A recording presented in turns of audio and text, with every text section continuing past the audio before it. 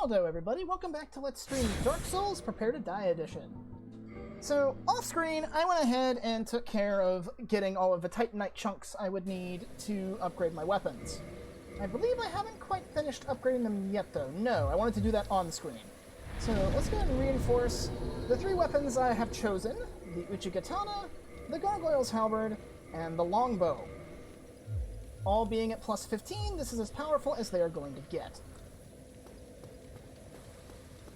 So, the only thing really left is forward progress, so let's do so.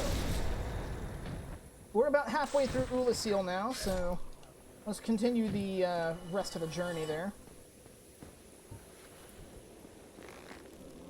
As you can see, a lot more damage with a plus 15 weapon. Let's see, are you going to be stupid? No, you're not.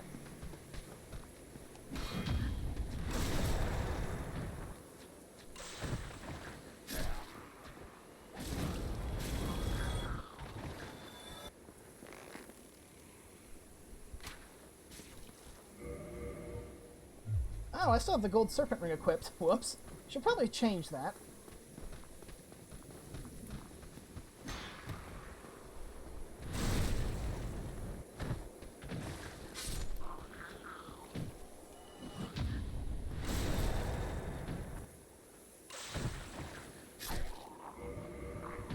I'm gonna go ahead and equip a ring of fog just to make this easier. Alright, let's head down this way then.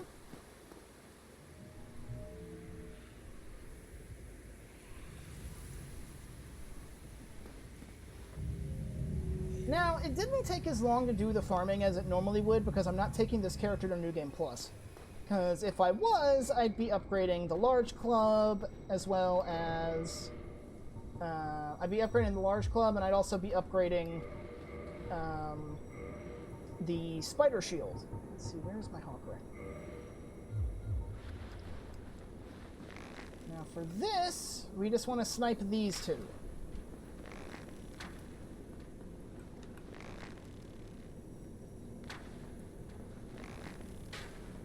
Idiots.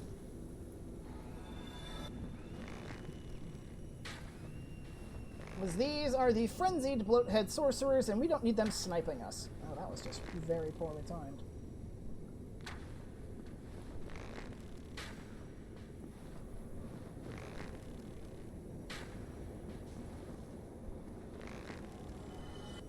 Might as well snipe you since you're there.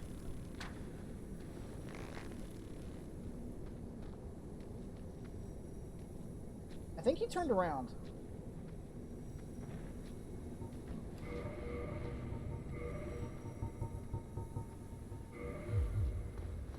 Yeah, he did.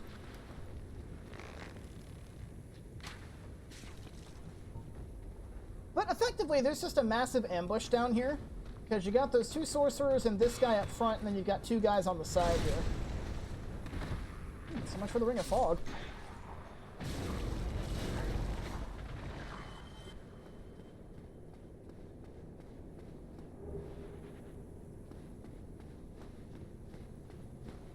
So the Brave Warrior there. I don't think there's any other items. I actually wonder, can you fall off of this? I'm not going to test it, but it looks like you might be able to.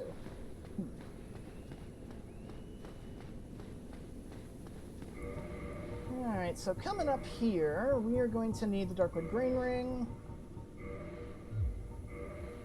And we are going to need the Demon Spear, actually, to deal with this unique enemy. This is the Chained Prisoner. This thing has a deflection property very similar to the Fang Borers, where attacking this thing with a one-handed weapon will just bounce the weapon right off. But attacking two-handed will allow you to keep attacking. And as you can see, this guy's got quite some reach. Oh! He always catches me with the double swing. And as befitting his status in chains, he will drop a random part of the chainmail set if you feel like farming it. Let's see. Go back with the Ring of Fog, because we're going to need that coming up. Clay logs, that should be fine.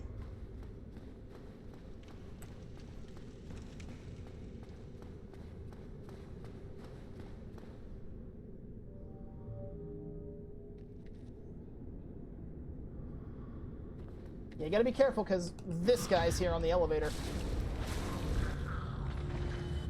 Bye! There goes his party body. And fortunately, there's a bonfire just right here.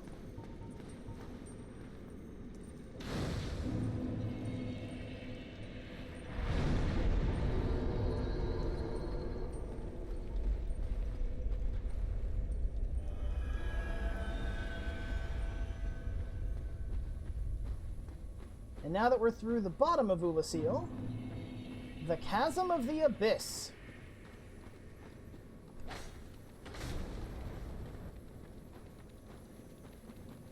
Got it. Okay. I don't really care what that thing has to drop anymore because I don't need the upgrades.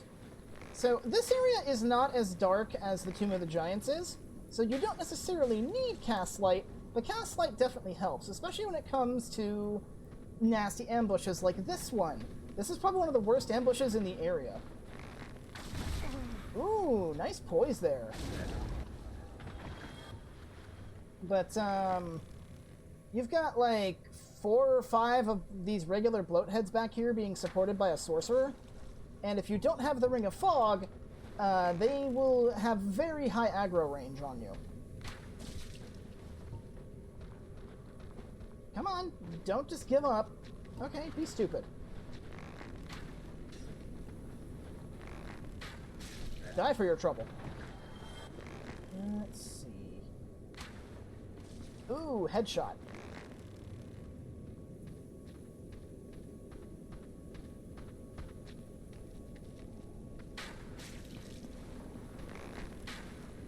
Ooh, he dodged that. Very nice. Mistimed that parry pretty bad.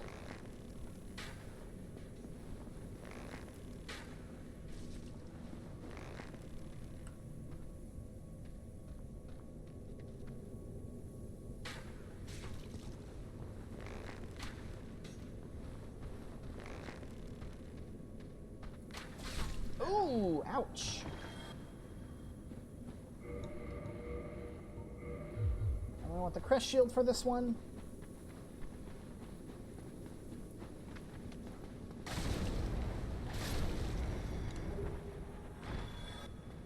And they are guarding Darkbead. If memory serves, Darkbead is one of the most powerful spells in the game, period. Let's see. Abyss sorcery discovered by an Ulasil sorcerer on the brink of madness. Fire successive dark orbs. Yeah, it's this one. In contrast to standard... Okay, yeah. So basically that is a shotgun blast of dark orbs. You fire a bunch of them, and the closer you are to your target, the more damage it does. It is incredibly powerful, and there are plenty of enemies that use it. Speaking of enemies, pay attention to your right when you come down here, because you got this idiot waiting to ambush you.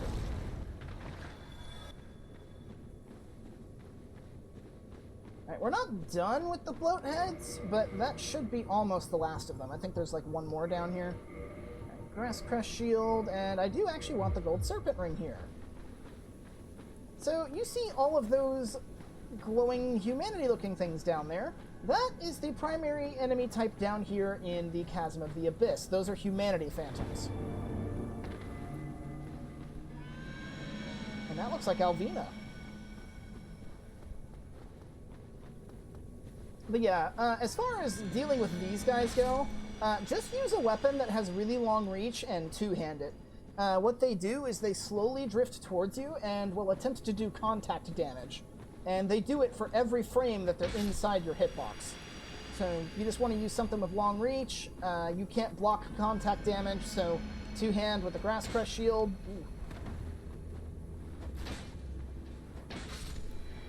Oh yeah, having a plus 15 Gargoyle's Halberd makes cleaning these guys up a lot easier. And the reason you want the Covetous Gold Serpent Ring when fighting them is these guys are the best method of farming humanity in the game. So we didn't see her because we were busy fighting those, but Alvina stopped right in front of this wall.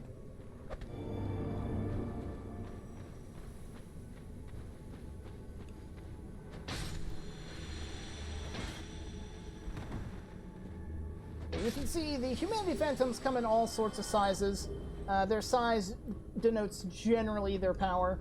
Bigger ones have more HP and will do more contact damage.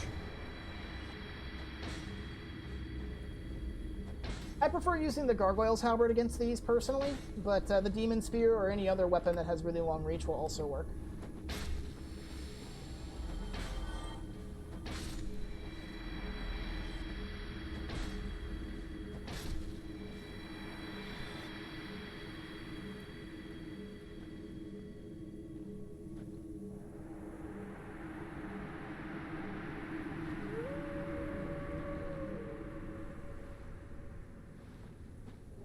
Cleansing Great Shield.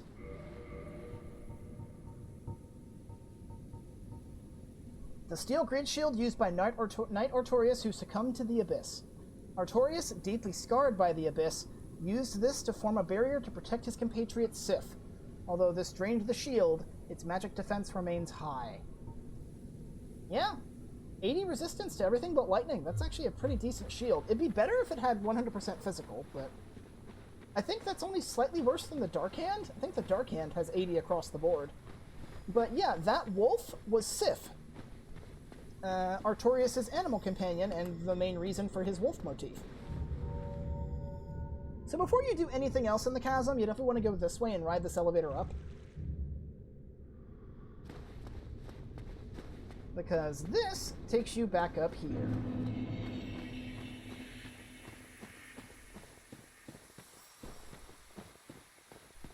So, in case you die, you can warp to the township bonfire and just walk back this way.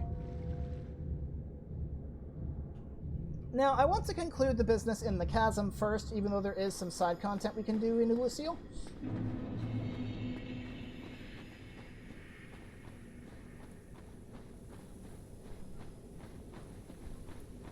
Just to kind of go ahead and get this area out of the way. As you can see, Castlight's worn off, but it's bright enough down here that we don't necessarily need it. It just helps with that initial area.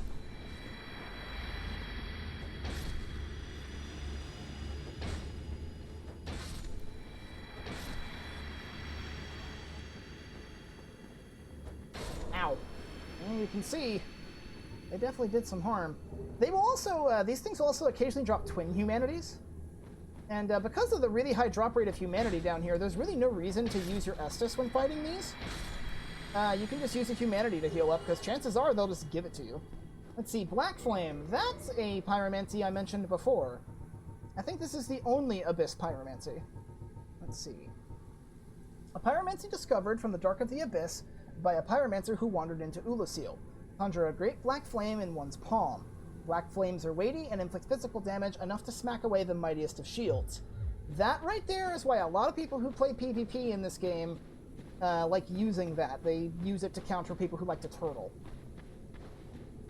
Now, the main reason I went down there was to clear all those out and to get Black Flame, but mainly to clear them out.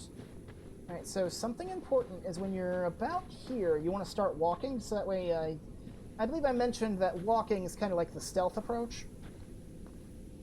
Because you want to walk around here, because we got a Bloathead Sorcerer. This should be enough to take him out. Yeah, there we go. If you didn't go the way of Alvina, you'd have that guy sniping you with Abyss Sorceries while you were getting swarmed by these.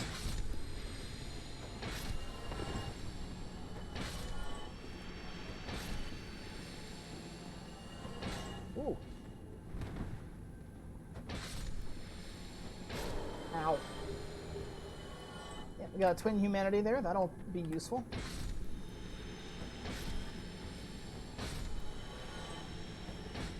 But as you can see, they don't give a lot of souls. Because these are basically humanity made manifest. Or at least the concept of the spiritual humanity made manifest.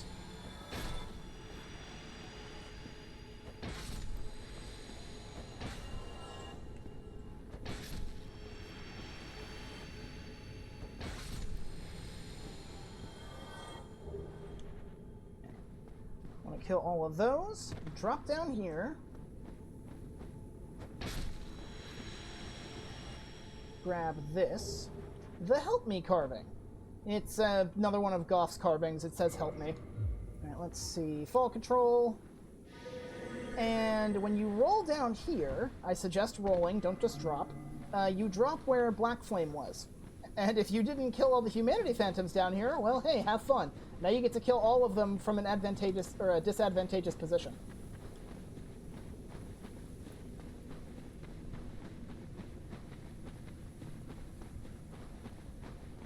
That should be the last of the float heads. So now we just need to head down here.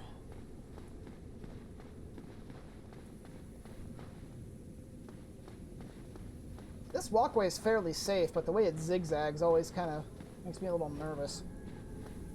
All right, let's see what we got here. Twin Humanities.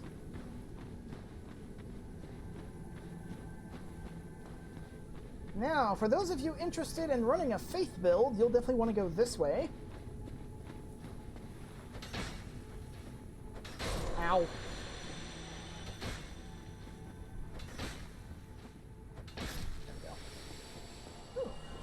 Thanks. Because on this corpse right here, we got a white Titanite slab. There are 2 of the colored Titanite slabs available in a given playthrough if you don't farm them. White, you get 1 in the Tomb of Giants in a little hidden area, kind of like that, and you get the second one there. Blue, you can get 1 in the Crystal Caves if you go through a really harrowing invisible walkway gauntlet. And we also found another blue Titanite slab here in Ulasil in the Royal Wood in a chest in a pond. And then for red, you can find 1 in Lost Izalith in the Poison Pit where Siegmeyer hangs out, Soul of a Hero. And now you can't find a red Titanite slab here in Ulasil because you can get another red Titanite slab by trading a Ascended Pyromancy Flame to Smuggler the Crow. Alright. Fill up with that. I want to make sure I've got everything I need. So Havel's Ring. I'm probably going to need Havel's if I'm going to be running... The bow is not going to be too helpful. Without the bow, no. I'm doing a mid-roll, so... Okay. Oh yeah, I had Transient Curses equipped because I had to go kill all the ghosts repeatedly. Silver Pendant may or may not be useful. We'll see.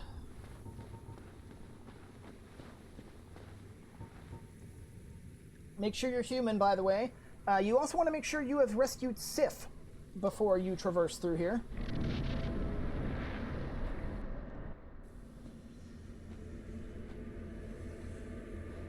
So let's go see what this primeval human's like.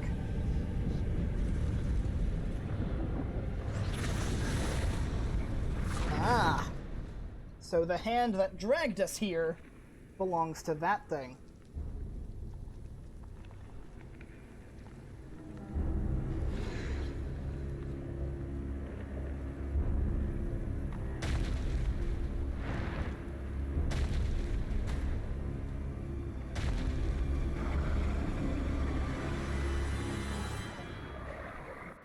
Manus, Father of the Abyss, the final boss of the DLC.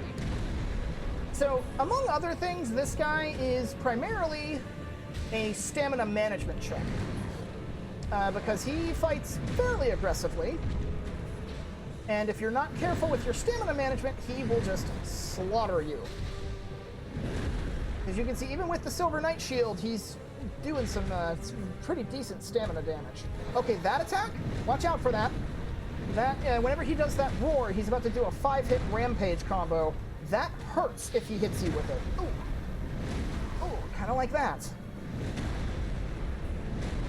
And as you can see, he fights very savagely.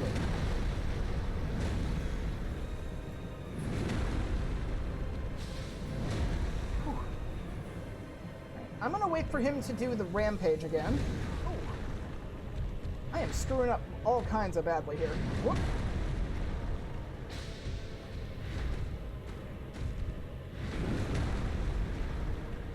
You want to watch out for that jump, because that jump can, whoop.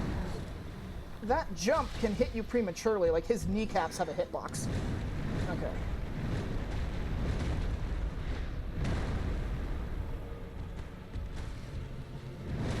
That's not good. I should have swapped off of my catalyst. There we go.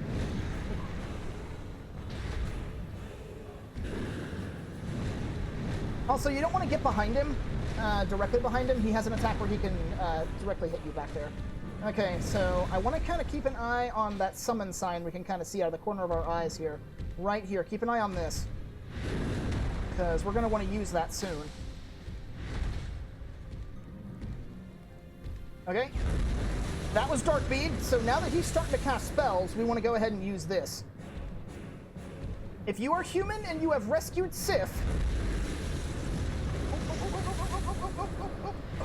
Okay, drink. You can summon Sif to help you. Now, Sif is mainly a distraction. Rolled into the wall there. Yeah, Sif is mainly a distraction. He doesn't do a lot to actually help. But anytime Manus is not shooting at you is more time you can either heal or get some damage in. There we go. Good puppy. Yeah, if anything, if nothing else, Sif is tanky. So he can work as a distraction. Now he's got 3 different dark spells he can cast. He's not using the really easy to dodge one. He's got Dark Bead, which you can dodge by rolling to the side at the last second. Whoop, whoop. Let's see, he's got that one where he just summons a bunch of them from the ceiling or the roof or whatever, or from up above. That one, you just kind of have to dodge them all. He's also got one where he fires a bunch of projectiles that converge on him. For that one, you want to stand right next to him because they explode shortly before they reach him.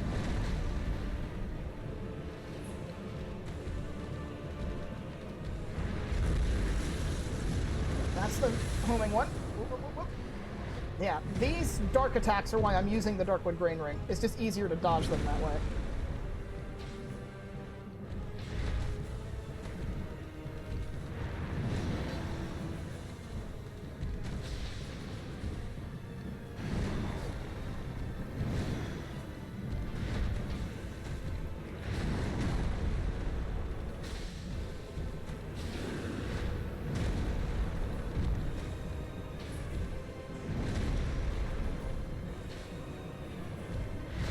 Got him. Wow, that was probably the smoothest Manus fight I have ever had. Good job, Sif. Good puppy. Good Abyss puppy. Yeah, much like Artorias, in my practice run, Manus kicked my ass. So, yeah, I think it definitely helps having higher level weapons, because I usually have plus 10 weapons when I fight him usually. So, I guess the Let's Play kind of made that a little bit easier, but hey, here's Dusk. She'll be fine. But that's that. Manus has been defeated, Dusk has been saved, and we can move on. Now, I want to talk about some lore for a little bit, namely in regards to Manus himself. A lot of people have attempted to debunk the theory because of the whole sequel, what's going on with the sequels. But if we discount the sequels, which is I personally think is pretty easy to do, I believe Manus was actually the furtive pygmy. I have awaited thee. Thou hast rescued Princess Dusk and rid us of that terrible primeval human, even halting the spread of the abyss. I salute the grandeur of thine enterprise. Please allow me to express my gratitude. I thank thee, as do we all. And we get 3 Elizabeth's mushrooms for helping her out. If you don't want to I mean, you kind of have to do the whole Dusk thing if you come here. I mean, if that's the main reason most people come here aside from PvP. If you don't want to do the whole quest line to get these, though, you can just kill her and take the mushrooms. Interestingly as well, if you kill Dusk in the Abyss there when she's comatose on the ground, you can kill her. If you do that, Elizabeth will commit suicide. I will remember thee, but I will keep thy story to myself. This is the best way. for thou art come from a time far ahead. No one will sing thy praises, but yet thy greatness shall live on, for it shall be my purpose to remember all thou hast done for us. Well, thank you. May the flames guide thee. Yeah, I'm of the opinion that Manus is the furtive pygmy. Main reason being because throughout the rest of the game, we have repeatedly come into contact with the holders of the Lord Souls. Because we've killed the Witch of Izalith, we've killed Gravelord Nito, we got one of the fragments of Gwyn's soul from Seath the Scaleless, who was a pretty big figure during the Dragon Wars. And that accounts for 2 of the 4. We haven't met Gwyn yet, and it would just make sense, having fought the other Lord Soul Bearers, that Manus, being a primeval human, or primeval in this case meaning ancient or one of the first, would be the furtive pygmy, because the furtive pygmy was the father of humanity in this setting. So it would make sense. As for why we didn't get his Lord Soul, in the lore, the furtive pygmy picked up the Dark Soul. And instead of using the Dark Soul's power to become a god... Let's see if I can snipe one of these. There we go. Oh, not quite. But instead of using the Lord Soul he found to become a god... Ooh, yeah, down doggies. He instead fragmented the Dark Soul and shared it among his descendants. And with each new human that came into being, that fractured soul became even more fractured, becoming tinier and tinier as the generations went on. And those fragments of the Dark Soul are the humanities that we are carrying around. And humanity, like the little black sprites, try to combine with each other, to coalesce, to become the whole Dark Soul again. That's kind of like its nature, what it tends to do when it's not within a human body.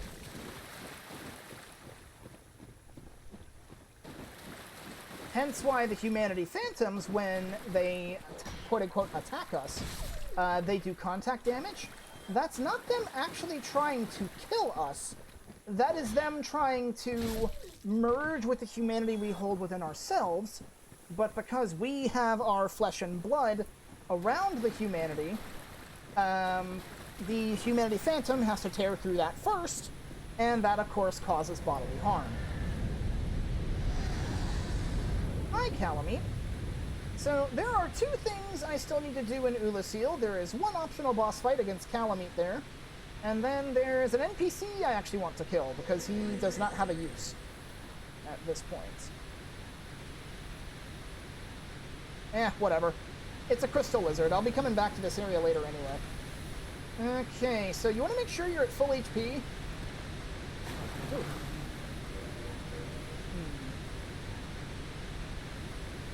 I am at full HP, but it may not be enough. What you want to do is you want to walk out here, and the second you, reach these, turn around and run back, because Kalameet's coming.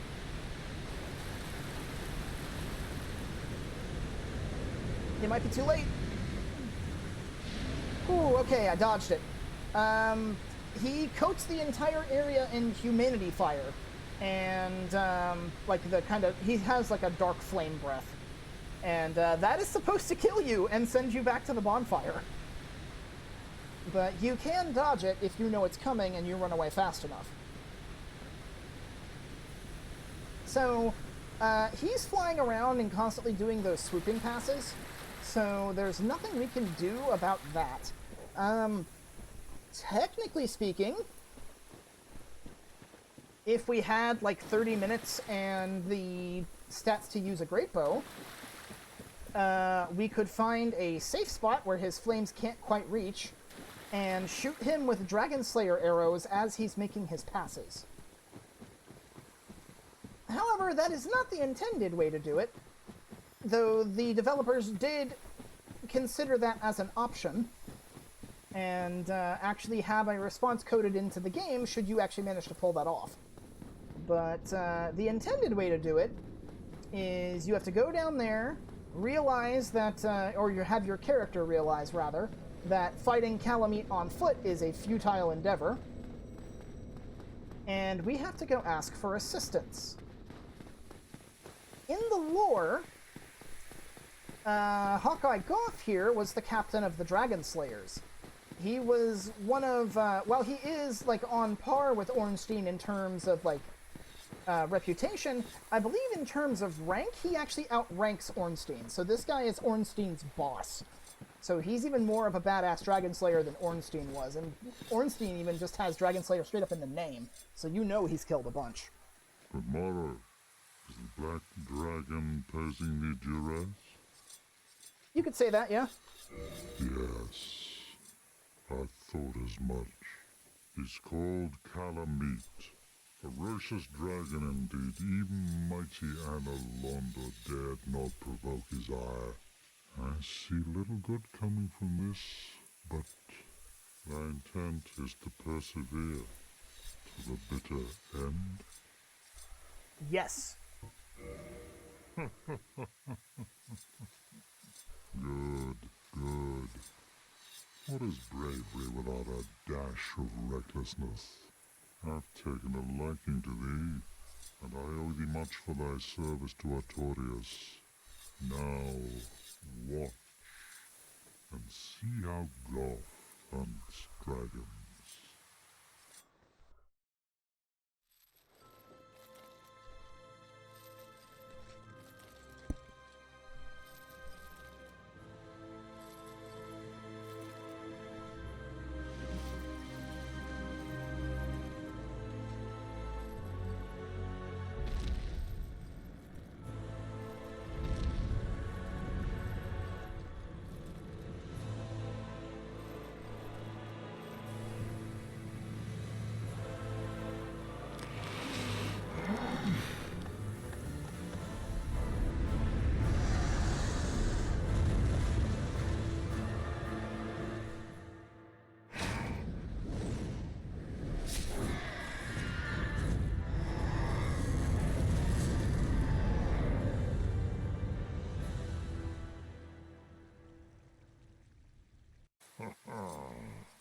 Yes. A truer shot was never loosed. That bat will be grounded for a good spell. The rest is in thine hands. I await good tidings. Ah, dragon slaying. Knighthood's highest calling. Thanks, Goth. But yeah, now that he has shot Kalameet out of the air and crippled one of his wings, we can now fight the dragon toe-to-toe on the ground. So I actually just kind of want to point out something of how awesome that cutscene is, and one of the reasons why everybody loves Goth. Aside from the fact that he's just in general a really nice guy, providing information, helping you out, he managed to make a very long shot on a fast-moving target from a large distance away like that, while blind. If you actually kill Goth and loot his gear, you will actually, if you read the item description on his helmet, it will note that the visor of the helmet has been packed full of resin. Why he doesn't take the helmet off is beyond me. My guess as to what happened there is that maybe the hot resin was poured on the visor of the helmet while he was wearing it. So it flooded the visor, and this would of course be hot resin, or pine sap, basically. So hot resin poured into the gaps of the visor, which then scalded his face and kind of molded to it. So I'm willing to bet that even if he took the helmet off, he'd still be blinded because his eyes would be covered up. But he still managed to make a shot like that, being unable to see. Okay, so Kalameet's not going to attack immediately, so I think this should do. We should be fine. So the big thing here is, much like with Manus, you're going to be dealing with dark magic, or in this case, dark fire, which does, actually, because it's considered like the humanity magic. It actually does magic damage, not fire. So you would think the Crest Shield would be good for helping, but the Crest Shield stability is so low that you're better off just using the Silver Knight Shield and dodging the Fire Breath. So, like most other dragons we've fought, Kalameet does have a tail weapon. Okay, you want to watch out for that grab. Do not get caught by that. Not only does that grab do a lot of damage, because it's a grab, that's what grabs do, he will inflict a curse on you if he actually manages to grab you. He inflicts you with the Curse of Calamity. And getting hit with the Curse of Calamity doubles all damage you take for a while. So my preferred strategy is just using the Darkwood Grain Ring, dodging his attacks, getting a hit or two in whenever he leaves himself open, which isn't very often. He moves pretty quick for a Dark Souls 1 boss. Because usually by the time you get one hit in, he's winding up for the next one. As you can see, he likes to intersperse melee attacks with his Fire Breath pretty regularly.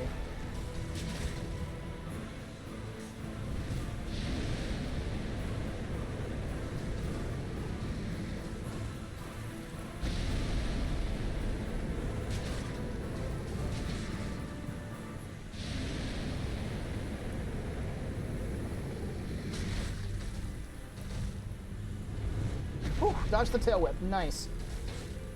Yeah, you want to be careful with his primary melee attack. Because it uses a wind-up that could be very easily mistaken for his tail whip. Because he kind of leans his neck to the side, both for both attacks. Kind of like that.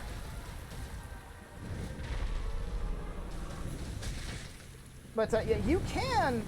Okay, that's the vertical one, so we want to get away this way. Whew. You can cut his tail off, but much like with Seath, he's very protective of that tail. However, unlike Seath, it's not because he clips it into the wall or whatever. He's just constantly facing you. So the only like legitimate way you're going to be getting this guy's tail weapon, which is the Obsidian Greatsword, is if you have another person to distract him while you cut the tail off.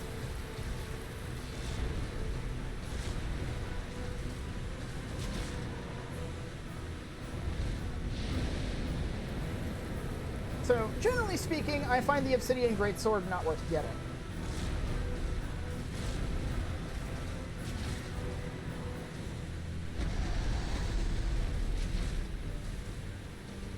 Oh, that's a Calamity grab.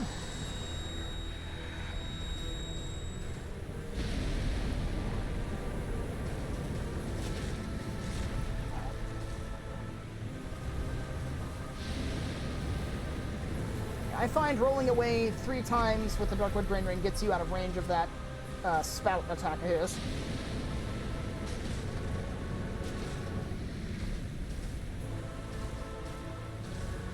That's the tail whip. Yep, there we go.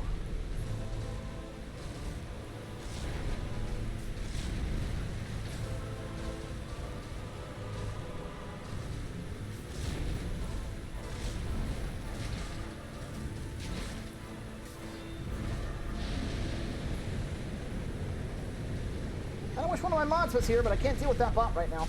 There we go. Kalameet down, no damage. You wouldn't think that this guy was the super boss of the game based on that performance, would you? Alright, let me get rid of you. Yeah, ban bot. I don't need bots right now. Alright, Calamity Ring. Get a lot of souls for that one. There's a lot of loot down here, too.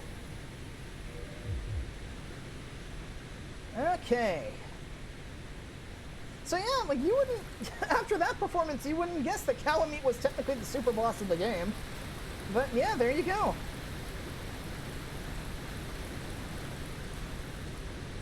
Back here behind the waterfalls, we got ourselves another Titanite slab, though I don't think I have any real use for that. Let's see. Let's see, Uchi. I could do the large club if I was going to New Game Plus. I could upgrade Sanctus, I suppose. It's a very slight upgrade, but the regeneration effect provided by Sanctus, the tick rate decreases whenever you rank it up. It's a very slight decrease, where there's only like a barely noticeable difference between base level and plus 15, but it could be worth using if you were planning on going to New Game Plus. Speaking of Sanctus, I might as well go ahead and equip it, just to regen some health while I'm looting everything here.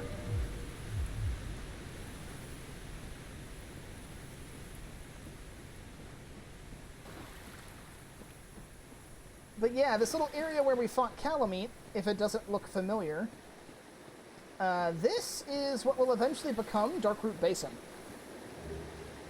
Goff's Great Arrow. We specifically are in the area near, like, where the Hydra is. So I'm guessing, based on geometry, when Dusk of Ulasil, like, lays down her summon sign for us to summon her in the present. Let's see, because that's the big waterfall near where the Hydra is. The Hydra's, like, would be hanging out over here near the back. So Dusk would be laying her summon sign, like, somewhere over here. You gotta admit, before we killed Kalameet, her doing that took some gall, considering this is, like, Kalameet's stomping ground.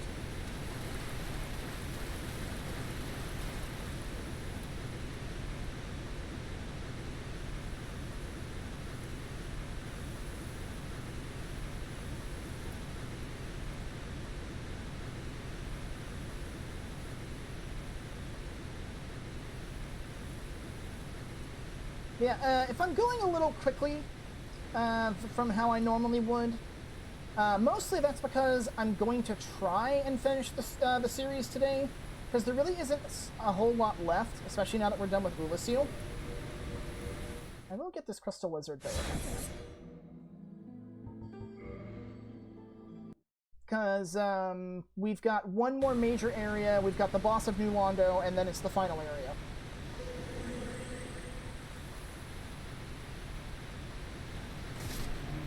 Yeah, you ain't escaping.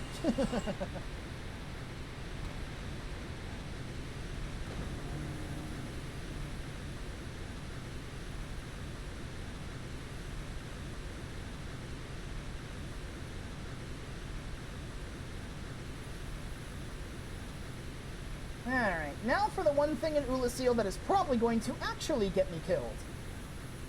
And that's the NPC that I want to murder, because I just habitually kill him. Mainly just, well, I mainly kill him because he doesn't really have a use, to be perfectly honest. But if I was playing a Fashion Souls character, this is a guy I would definitely be killing for his outfit, because his chest armor looks really fancy.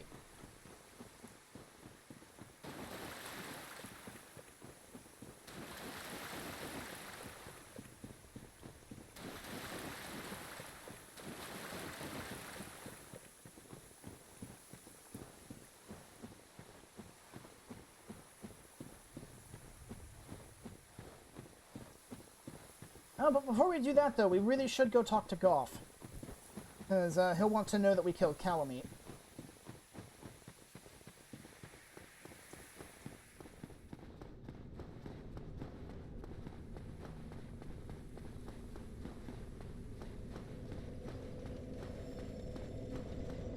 As for all of the, like, bonfire noises that you're hearing, there's a doorway opposite this staircase that goes to a bunch of blue bonfires that take you to a place called the Battle of Stoicism. That is basically a mass PvP arena with various, like, rule sets. Barely anybody ever uses it. Most people just prefer to do straight-up fight clubs and stuff like that in the township.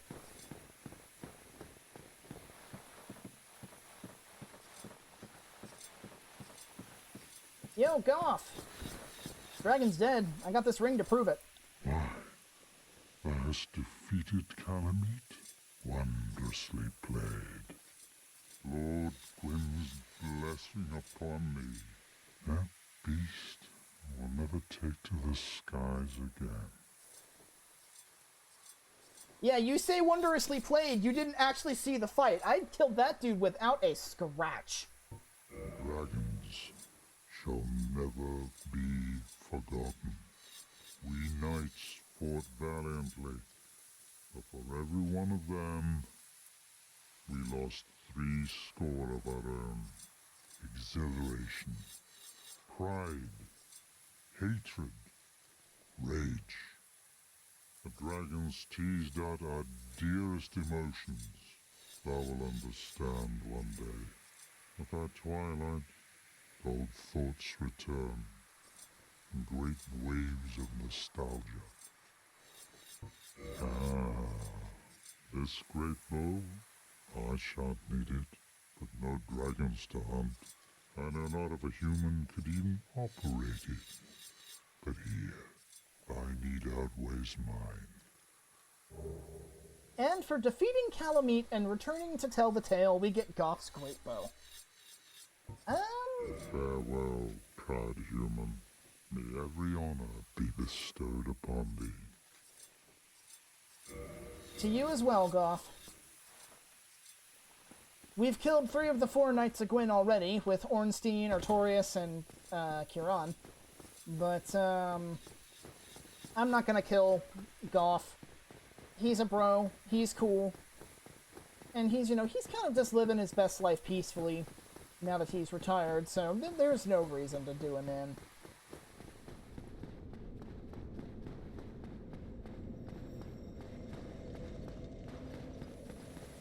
But, yeah, let's actually look at that ring.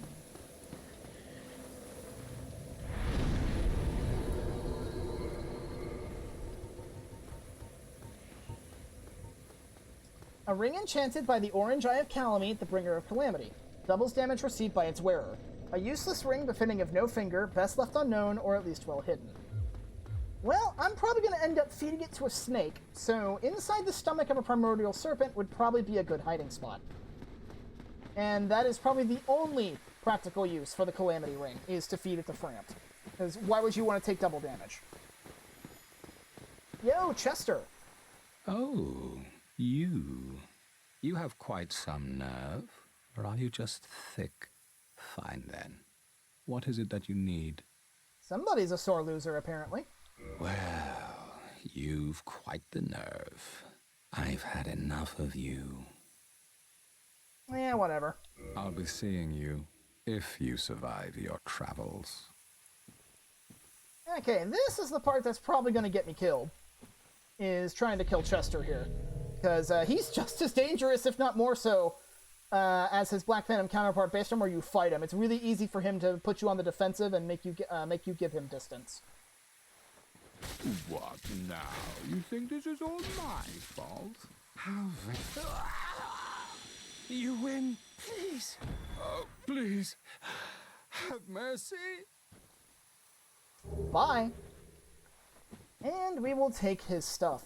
I personally like his coat. His coat is very snazzy. It has a nice little cravat ascot thing on it. And my preferred fashion souls, if I actually decide to do so, is pairing Chester's coat with the Wanderer pants, which is the Wanderer leggings, these black pants with the kneecap pauldrons. Chester's coat with the Wanderer leggings, the regular leather gauntlets from the chain set, and Ferris's hat. It actually looks really good. Alright, so from here, we need to go to... We actually need to go to... Where is it? We need to go to the Undead Parish. There it is.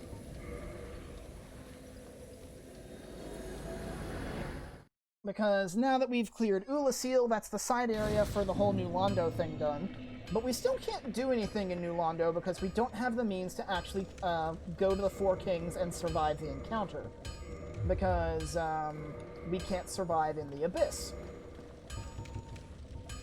Let's see, Wolf Ring, and I will equip Green Blossoms, I think would be fine.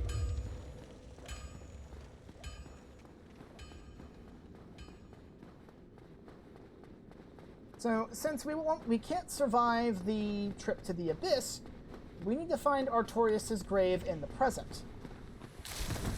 And since we know that Ulasil was Darkroot in the past, we can reasonably assume well, the Crest of Artorias we needed to open that door back there was also a pretty big hint. But, with those two bits of knowledge, we can reasonably guess that Artorias' grave is in the very back of Darkroot Garden. Now, there are two ways you can get to the back part of Darkroot. We're finally heading that way. You can either use the Crest of Artorias and go through the door up here, which is the way I'm going, because this way has a bonfire. Alternatively, you can go through Darkroot Basin, kill the Hydra if you haven't already, and there's a ladder there that takes you into the back part of the garden. It's the same ladder we use to descend into Kalameet's boss arena.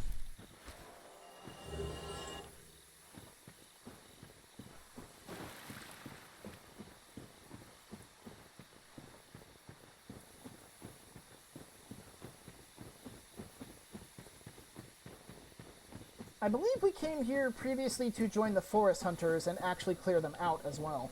So, seeing as how we betrayed the Covenant by killing Shiva, I don't think they're going to be particularly thrilled to see us, but I don't think that's going to be a particularly huge deal. Let's see, I want the Chloranthy Ring, because most of these guys can poise break you. I think the only one that can't is the Thief. I don't think the Sorcerer can with his sword, but his sorceries definitely can. Moved a bit too soon. I should have waited for it to hit the tree. Oh well.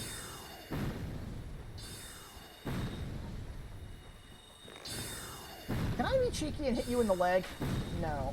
The tree blocks it. Oh, he shifted position. Nice try. Now he's gonna come try and melee.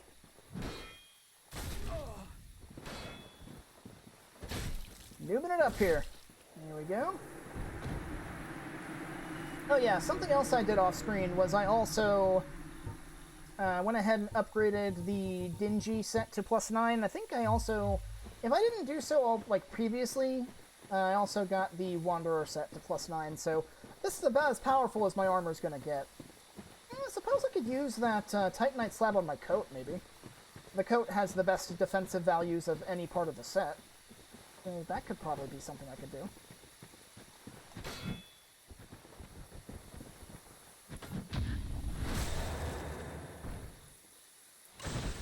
Not quite enough. Let's finish you off, huh? Dude's got a lot of HP. Yeah, I wouldn't come here to grind souls anymore. The Painted World's better for that, but these guys still give decent souls.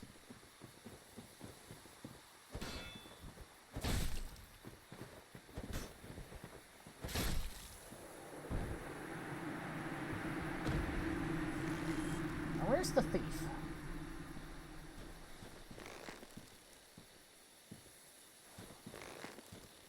He's standing next to a tree. Oh, wait, is that him? Yeah, I can just kind of barely see his silhouette, I think. Or is that fog? No, that's fog. Wait, no, there he is. Yeah, I see him. He's right there. His head's next to that vine. It's right about there. I can barely make it out in the distance.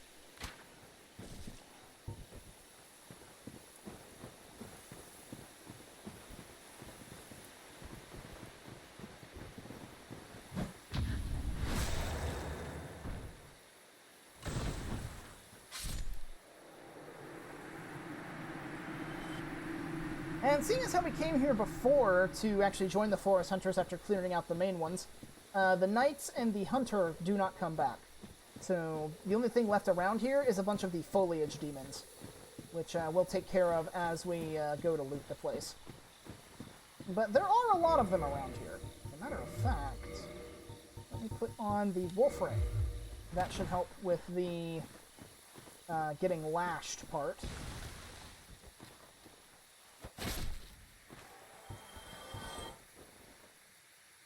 Now you can see there's a few just kind of like doing their whole ambush thing, and there's a few walking around. This place is a pretty nasty trap.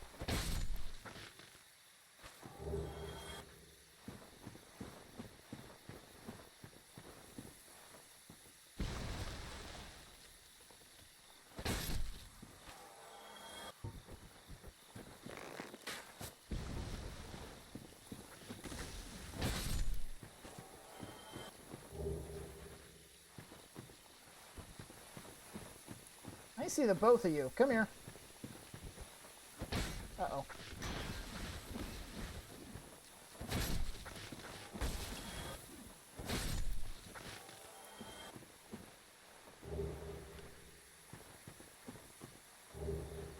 You can see there's like 3 or 4 of them over here. Let's see.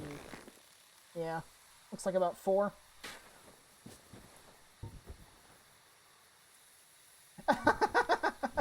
He got stuck. Oh. Oh, weird collisions. I missed. Yeah, something down in the basin probably just got shot. Again? What is this?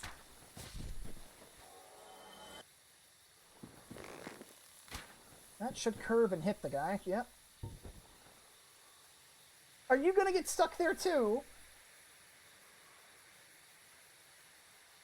What is this? Wait. No, okay, he came around. He was smart about it. Not that it did him any good, but...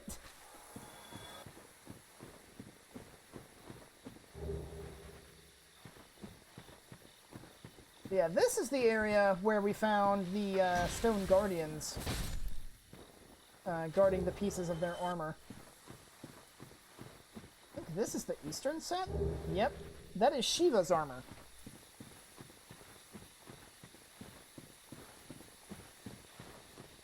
And then through here, if you look down, you can actually see the basin down there. And then over there, there's the entrance to the tower where Havel is. Tower in the Undead Burg. Leads to where we fought the Taurus Demon and the Drake Bridge, which in turn leads to the parish, and you can walk through the forest to get here. It's nice how you can just kind of see how the world interconnects from almost any given location.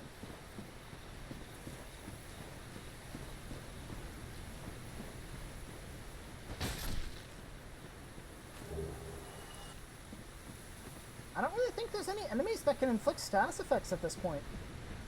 Because, yeah, I'm pretty sure we're done with all of them. Because I know the Dark Wraiths don't inflict anything. The Ghosts can't inflict anything. The boss of New Londo can grab you, but they don't do any status effects or anything. The boss of this area doesn't do any status effects. And that would just leave the final boss, which also can't do any status effects. So... yeah, we don't really need status cures at this point. Unless we were, like, planning on going to Blighttown or something, I guess, but... So I actually do want to come this way. This leads to the basin. Though the main reason I'm coming here is because I want to loot some of the items around here, mainly. I think this is a soul. Brave Warrior soul, I think. Yep. And you can see... down here was the area where we fought all the dogs.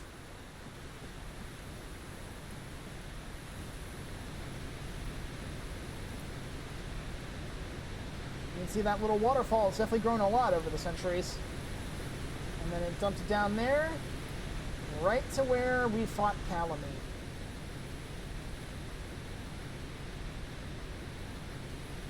But yeah, if you go through the basin and past the Hydra, this is where you would end up. You can completely bypass the forest hunters themselves this way, because there's an alternate path you can take up here once you climb the ladder.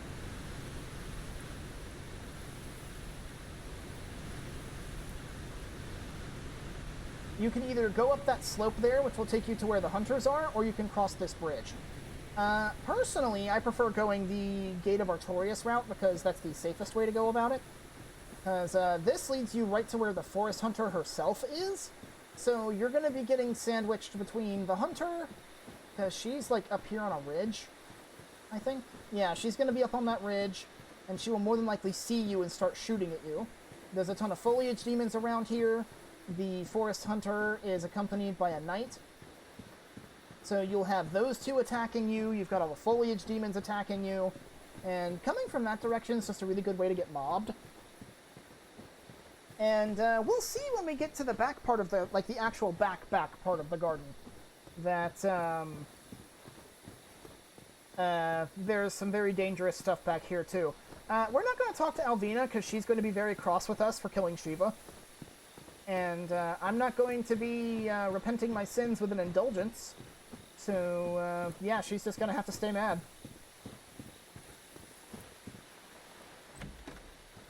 There's the stone set, which is what the guardians around here wear. Or the stone knights, I guess. As for killing Shiva, I didn't even kill Shiva specifically to kill him. I actually wanted to kill his bodyguard to get the ring. Just killing Shiva made that easier, because then it wouldn't be a 2v1. Okay, so around here you can see the remnants of Ulasil, kind of, with the mushroom people. It is theorized that the mushroom children and the mushroom parents are descended from Elizabeth. Assuming, of course, that the talking mushroom is actually Elizabeth's true form. Because, as we have noticed, with the various sorceries that Ulasil teaches, or that were taught in Ulasil, Ulasil's magic was very much based on manipulating light and illusion. You can farm these for gold pine resin if you feel so inclined to do so. But, so we know for a fact that Ulasil's magic is primarily illusion-based. I believe most other systems would have it be, like, illusion and mysticism is what Ulasil primarily does.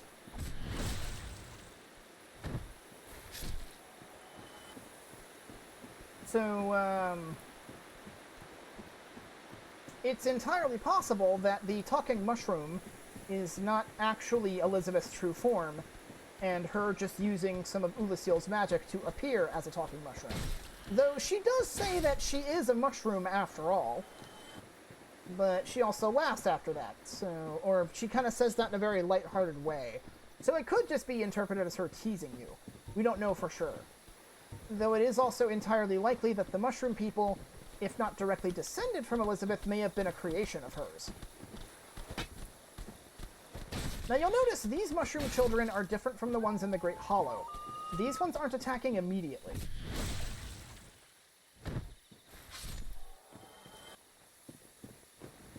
These ones are running away from us, and if you attack them, their first instinct is to actually go running towards their parents here.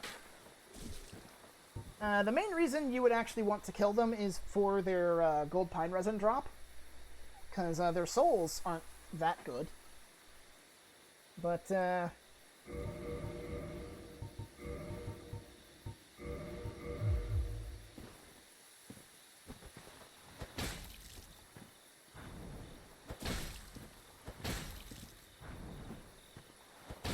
you missed!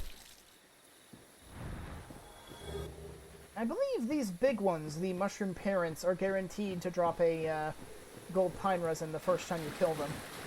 I don't know about subsequent kills.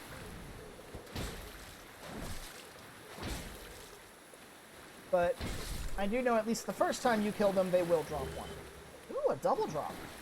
We got a nice chest here. This chest is good. Where we found this pond before, it had a blue titanite slab. Instead, now we have an enchanted ember. I do believe that is actually the last ember in the game. This enchanted ember, a form of sorcery, is a vestige of the lost land of Ulasil.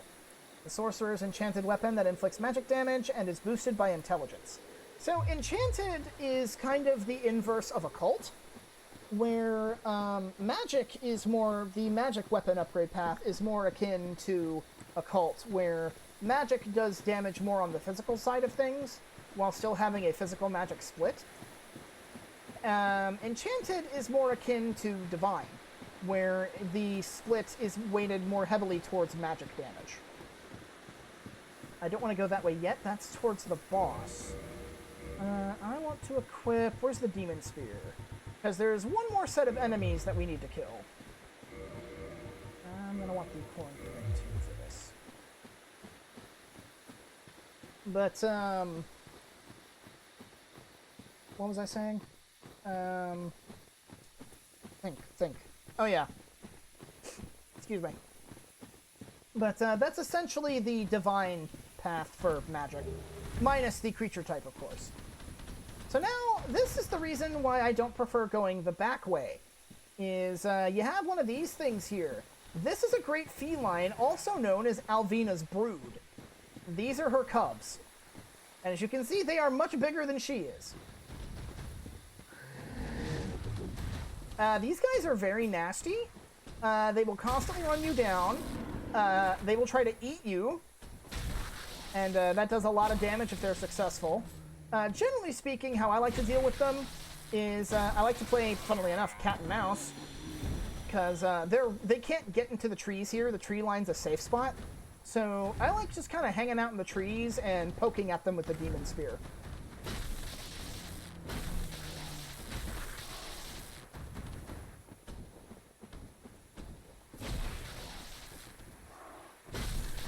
Wow. That's probably the easiest I've ever killed one of these things.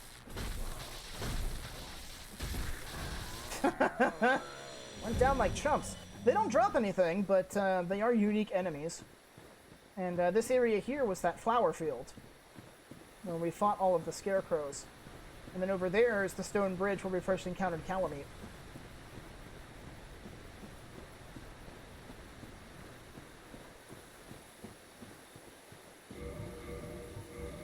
Let me equip Sanctus while we make our way back. And I actually want to equip the Uchigatana for what's coming up here.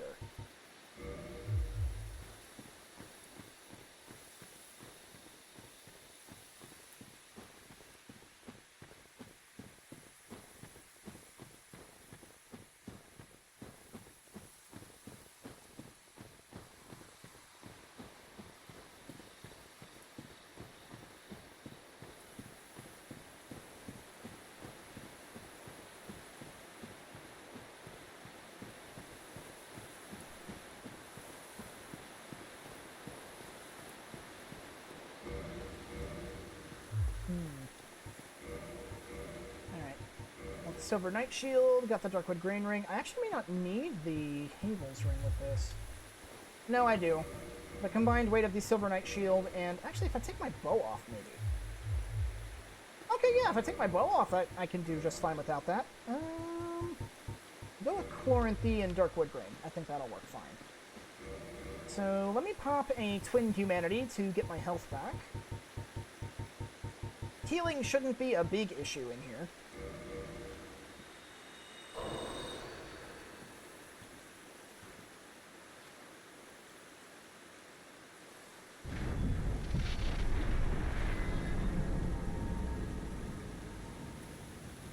Recognize that bridge because that's where we came out from the sanctuary. And here is where the sanctuary garden and the sanctuary itself used to be. I'm guessing at some point they moved Artorias' grave over here. Because in terms of actual, like, where he died, Artorias died, like, over in that direction somewhere. Now, you don't want to approach the grave with the giant sword. You don't want to approach that from the front. You want to approach from the back first to get our hands on the Hornet Ring. This is the final ring of the Four Knights of Gwyn, and one that I've been looking forward to getting. One of the special rings granted to the Four Knights of Gwyn, the Hornet Ring belongs to the Lord's Blade Kiran. By boosting critical attacks, its wearer can annihilate foes, as Kiran's dagger laid waste to Lord Gwyn's enemies. I forget exactly what the boost is. It's a pretty substantial boost. But what that does is that increases the damage of your backstabs and riposts significantly. It also changes the animation of your backstabs and riposts. If you do them on an enemy that has, like, the same kind of coding that a player model has, you will perform animations for backstabs and riposts lifted straight from Demon Souls. Alright, let's see. This should be fine. So, the reason I go to Ulasil first, before coming here, is for one very special reason.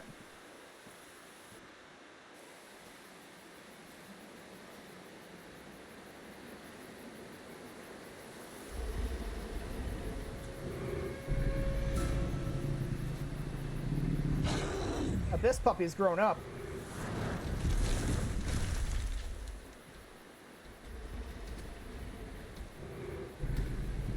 Oh, down boy, down boy.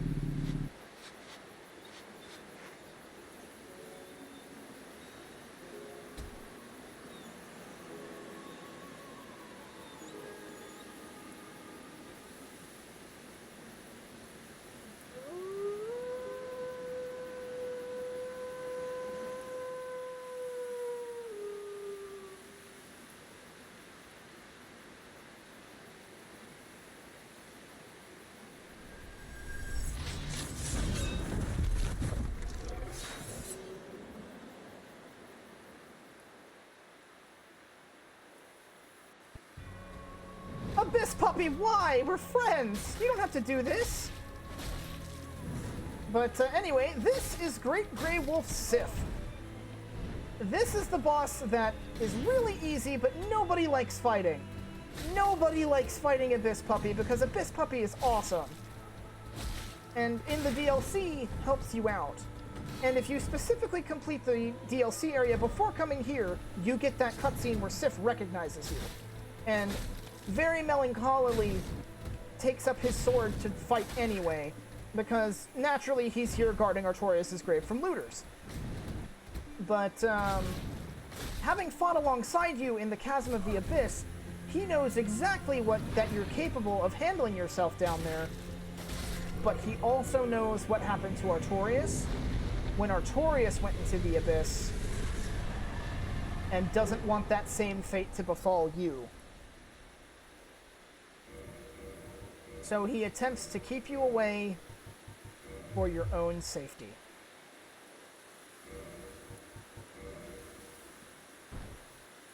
Rest in peace, Abyss Puppy. It always brings a little bit of tears to my eyes whenever I have to kill Sif. He's a tragic character, and a really well done one, despite just being a dog. Okay, well, let's homeward bone out of here. Yeah, this is basically just going to be an empty walk back.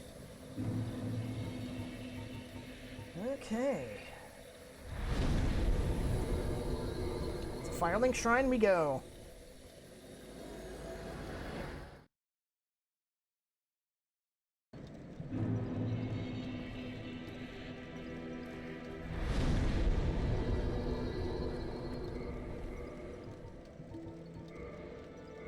Longbow. I'm going to need the gold serpent ring down there. Havel's ring. Let's see. Actually, how many transient curses do I have? Oh, I've got plenty. I should be fine. I shouldn't need the gold serpent ring.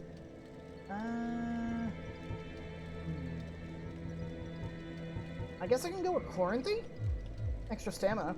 The thing, well, I'm not going to be fighting too many ghosts, though. That's the thing. So, let me go ahead and clean my inventory out a little. Let's see. I definitely don't need the Calamity Ring anymore. Or I never needed it, period. We need the Covenant of Artorias. We need that to actually fight the boss of New Londo. Let's see. Hornet Ring, Covetous Gold. I think I need everything else.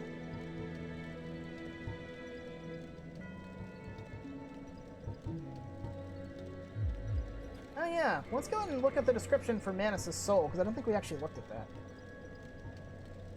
Soul of Manus, Father of the Abyss. This extraordinary soul is a viscous, lukewarm lump of gentle humanity. You actually see, if you look at the center of it, it's a humanity sprite there. Ancient Manus was clearly once human, but he became the Father of the Abyss after his humanity went wild, eternally seeking his precious broken pendant.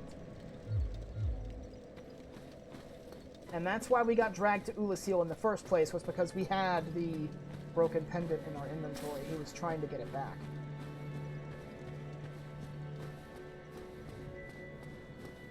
But, yeah, that's 3 of the 4 Great Lords dead with Manus destroyed. But yeah, we need the Covenant of Artorias from Sif. There's no getting around it. You have to kill Abyss Puppy. And you know you have a popular character when there are fan theories saying that, oh, you can save Sif by doing specific things. But, no, you can't. You have to kill him. There's no way around it, unfortunately. So we're probably not going to be coming back to New Londo once we finish with our business here, so we're going to go ahead and stop by Rickert here real quick. Hey, hang on. Is that a sorcery ember? I've never seen one like that. Not even back in Vinheim. What a brilliant flame. Please, friend, let me have that, I am begging you. I am a craftsman of Vinheim. I'd go hollow before I pass him a flame like that. Sure. Oh, really? You are wonderful. I will forge a Rickett masterpiece just for you. A weapon to make a legend out of it. I think I'm good, thanks. Come back soon. Smithing helps soothe my nerves. Don't let me wither away out of idleness. And with that, that should be every blacksmith with every ember. But I think we're good on equipment for now. It's just a straight shot to the end here, mostly.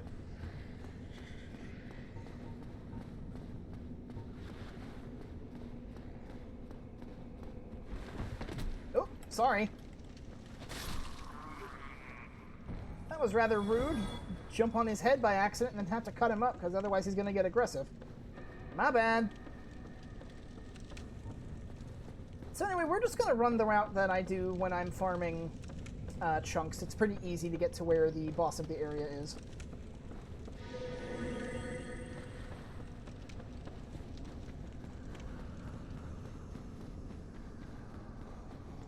Oh, I probably should have checked something first before going.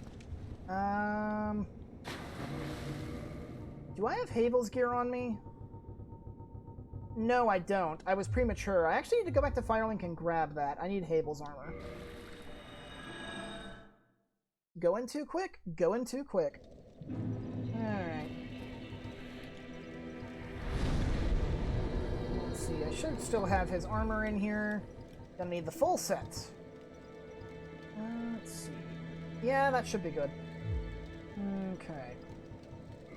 I do have some other things I need to get rid of. Like, I need to get rid of the stone set and Chester set. Oh, and the Eastern stuff, too. Put that away as well.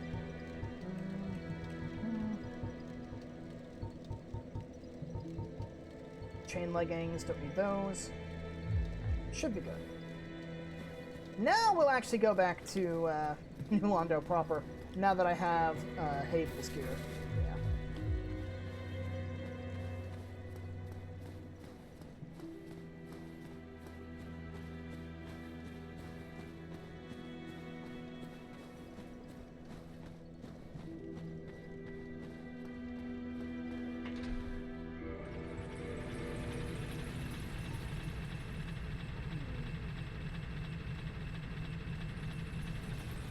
Let's see.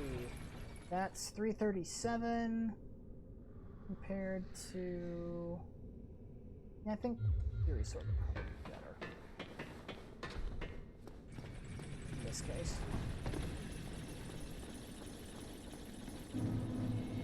Alright, let's try that again now that we actually have Havel's gear.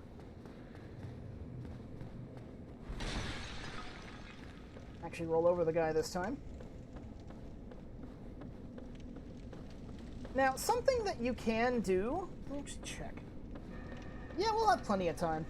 I can probably show it off.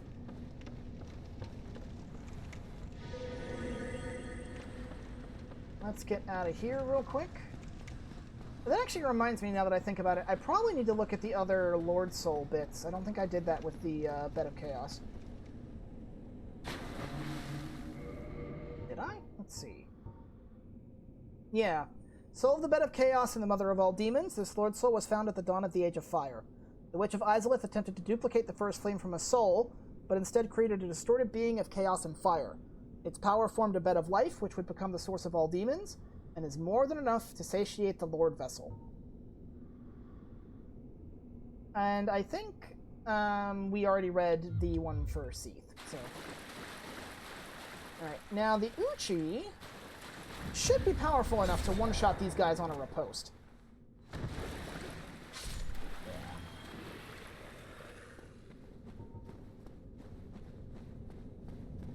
Thankfully, actually getting to the boss here is not a huge to-do. He's got to watch out for the ghosts that come out of this wall. Yep.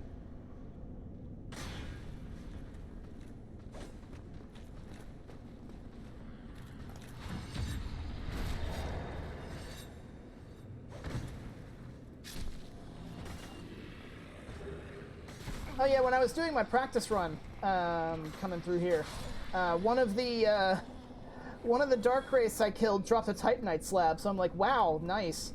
And my practice run character actually is going into New Game Plus, so that was very helpful. Alright. Now, there's supposed to be 2 ghosts going through that wall. Oh, it's not you. You're a separate ghost. Ow.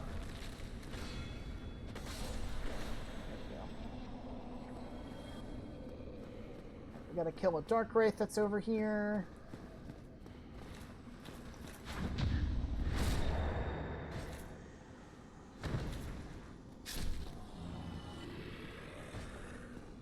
Alright. Now you want to make sure you're human for this part, because if you are, you will see a summon sign up here. Now I want to go ahead and adjust my equipment. I'm gonna need Havel's Ring, no questions asked. And you need the Covenant of Artorias. This ring symbolizes Knight Artorias' covenant with the beasts of the Abyss. Its wearer, like Artorias himself, can traverse the Abyss. You need that ring. If you do not have that ring on and you try to fight the boss of the area, the Four Kings, you will die the second you enter the boss arena. The Abyss will just completely swallow you up. There is nothing you can do. Alright, so I want the Grass Crest Shield, not going to need the Ulysseal Ivory Catalyst because I'm using Quelaag's Fury Sword, and I want to put on as much of Havel's gear as I can. And I'm still mid-rolling in it, so that's actually pretty good. So, the big thing with Havel's gear is it has really high poise. It has the best poise of any armor set in the game. It also has really good physical defenses, and it has good magic defense too. Because remember, Havel was an enemy of Seath the Scaleless. So, magic defense is kind of this armor set's thing. And magic is primarily what the Four Kings do. They do split physical and magic. So, between that and poise, it's a really good armor set to fight them. So here we have Witch Beatrice. If you did not summon Witch Beatrice for the Moonlight Butterfly, you will not see her sign here. So even though you probably don't need her help with the Moonlight Butterfly, you will want to summon her here for her side quest. Now, we kind of want to move quickly because, despite the fact that she has infinite cast of her spells, she doesn't have transient curses, nor can she get the transient curse status. And there are a couple of ghosts around here where if we don't move fast enough, we'll aggro onto her. You can hear that happening right now. She's trying to shoot some ghosts.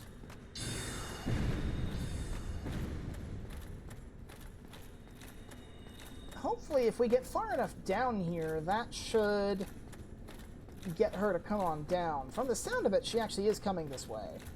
So, that's good.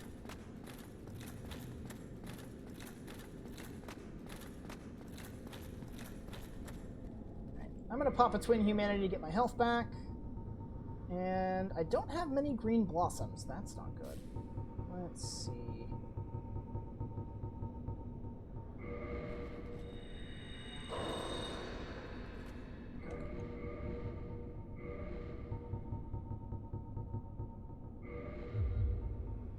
I can't use it right now anyway because I got the transient curse thing on me, so I'm not just going to wait 5 minutes to head down, So, I'm going to go ahead and let y'all know right now, there's not going to be a whole lot of talking with this one, because once the fight actually starts, we have to book it.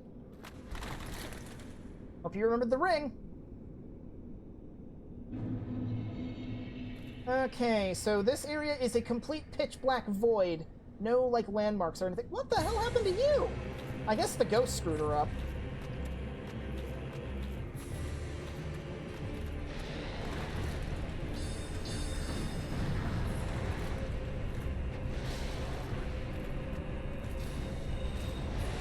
So the big thing with the Four Kings is that this fight is a DPS check. You need to try and outdamage them before they overwhelm you.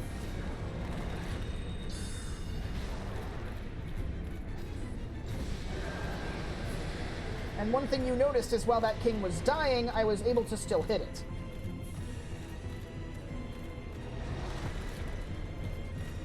The collective health bar down there at the bottom is the thing you actually need to deplete. When a king spawns, you have roughly a minute to kill it before another king shows up.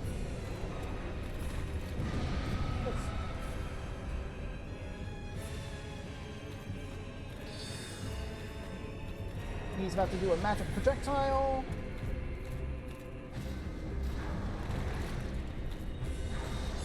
And because of this area's lack of like depth perception, There's really no way to tell where that thing's going.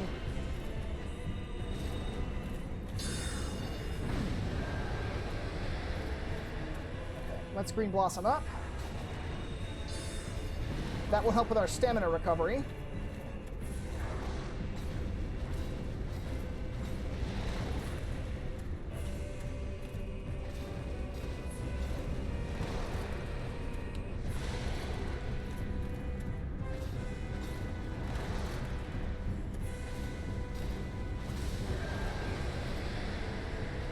Okay, we should only have to hit the next king a couple of times. And top up. Well, if he shows up, where is he? There he is. Yeah, the reason I'm using Quelaag's Fury Sword primarily is because it's fast. Because you need... There we go. You need speed in this fight. Something that hits hard and hits fast. Because if you're not quick on your feet, you will get overwhelmed. Now, the nice thing is that once the 4 kings are dead... oh. That thing's still going. Oh, well, it just dissipated. Okay. But, oh, what? It disappeared and then it hit me anyway. Okay. But, the whole abyss will swallow you whole thing is actually tied to the 4 kings themselves from a mechanical perspective. Once they're dead, you can take the ring off and walk in the abyss just fine.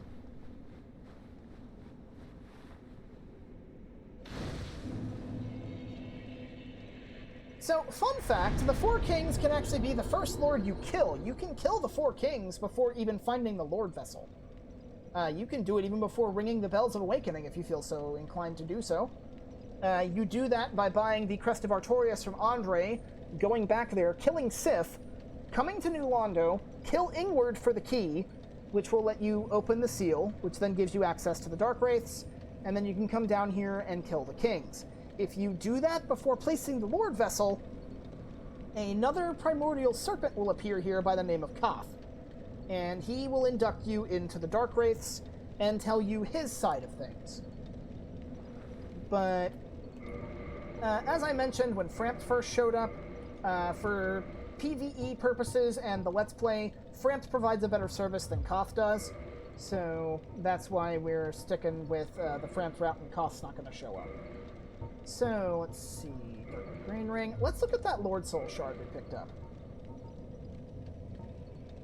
Soul of one of the 4 kings who fell to dark. A fragment of a Lord Soul discovered at the dawn of the Age of Fire. Lord Gwyn recognized the foresight of these 4 great leaders of New Londo and granted them their ranks and the fragments of a great soul. Although this is not a full Lord Soul, it can still satiate the Lord Vessel. But because you can actually fight the 4 kings as early as probably your second... If you don't count the Asylum Demon, probably as early as your second boss, because you have to kill Sif first to get here. This bonfire will always let you warp out if you don't have the Lord Vessel yet, because there's no other way for you to get out.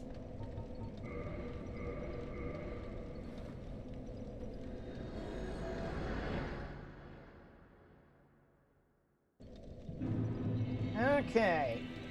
It's inventory management time, and I normally don't like doing this on screen because Frampt's noises are obnoxious, but this is going to be the last chance we have to really, like, organize inventory, sell stuff, do all that kind of jazz.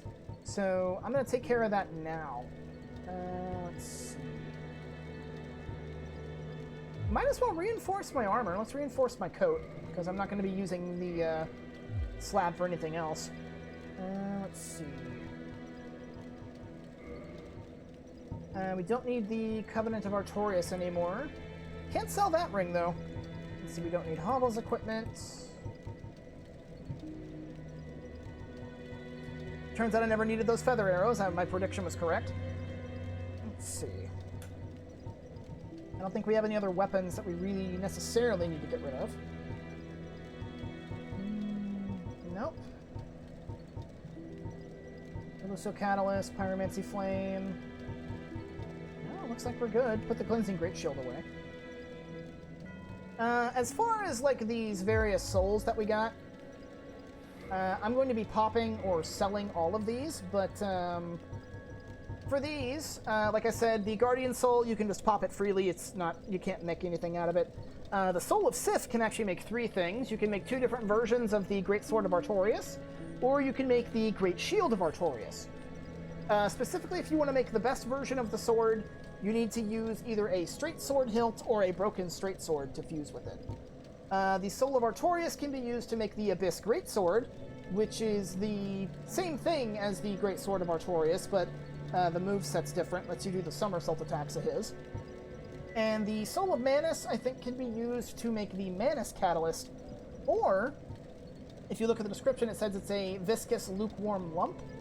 It's warm and soft. You can actually trade the Soul of Manus to Snuggly to get a dark sorcery called Pursuers, which is basically the homing soul mass spell, but it's the dark version of it, and the little masses are a lot more aggressive. So we've got a lot of souls to spend, but we're going to have even more here in a second, because this is going to be my last little selling thing. Because we're basically almost done here. We've got all 4 Lord Souls. We've been basically everywhere. There's not much left. I am pleased to see you well. Is it something urgent? Yeah, I gotta feed you a bunch of stuff. Don't need this white Titanite slab. I don't need any upgrade materials anymore, really. Let's see. Break all these down.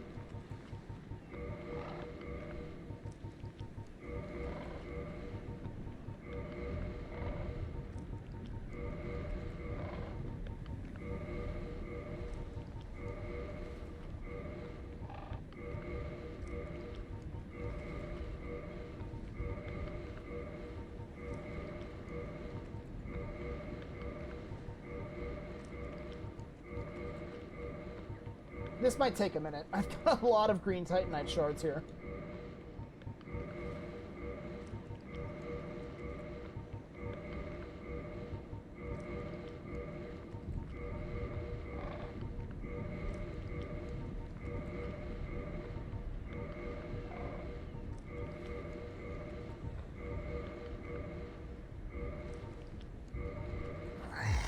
Farewell, chosen. I am. Is it?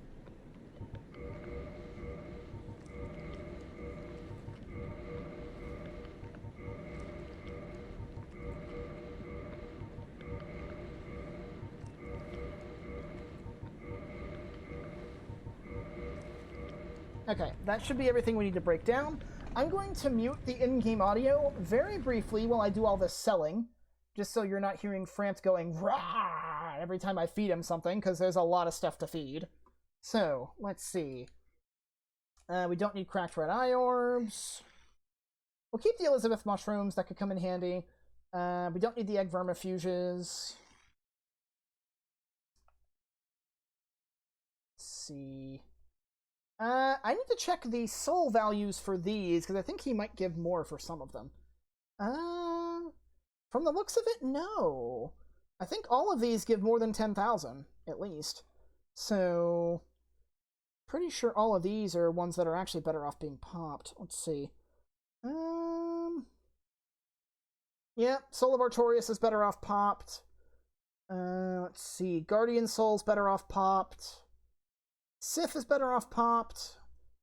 And Manus is also better off popped. So yeah, just pop all of these. I don't think we have any Lost on Dead Souls, do we? Let's see. No, we don't. We don't have any souls that we can sell him. So we'll keep all of these and pop these once we're done. Let's see. Rubbish. We don't need that anymore. Snuggly can only take the one.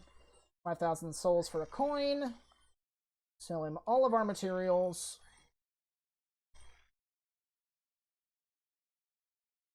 Oh, I missed a shard. Must have had that in my storage, I guess. Not gonna need the Dark Silver Tracer. Jagged Ghost Blade. Gold Tracer. Demon's Great Axe we don't need. Don't need the Guardian Tail. Selling all of these Dark Hands. You'll notice he only gives 1 soul for the Dark Hand. Because, yeah, they're items associated with the Dark and against the gods. So, yeah, naturally he wouldn't be too keen on those. see, Hollow Soldier Shield we definitely don't need. Bone Wheel Shield, while funny, we don't need. Same thing with the Cleansing Great Shield. Let's see, we don't need large arrows. Goff's Great Arrows. As far as ammunition for great bows go, Goff's Great Arrows are the best in the game. Let's see, Chain Leggings we don't need. We don't need the Dusk set. And because Dusk is a woman, Gramps here will pay extra for those. Snickering Top Hat, all this stuff. Chester stuff we can sell. Keep the dingy stuff. Sell the Eastern equipment. Keep the Painting Guardian stuff. I'm surprised he only gives 100 souls for the Lord's Blade set, considering that Kieran's a woman. But, maybe he actually respects her enough not to be a lech. Let's see, the Stone set. Guardian set. That should be all that. And for rings, we don't want the Calamity Ring. Favor and Protection we can sell. Cat Covenant Ring we don't need. Old Witch's Ring we don't need. Let's see. Rumbling Covenant Ring. And that should... Oh, Red Tear Stone. We can sell that one too. And that should be everything. So, let me do this. Turn this back on now that we're done feeding him stuff. The beings who possess these... Okay. I was wondering if he had anything new to say now that we actually have all 4 souls, but he doesn't. So, let's go ahead and warp down to the Firelink Chamber then. Very well. Then, stay still for a moment.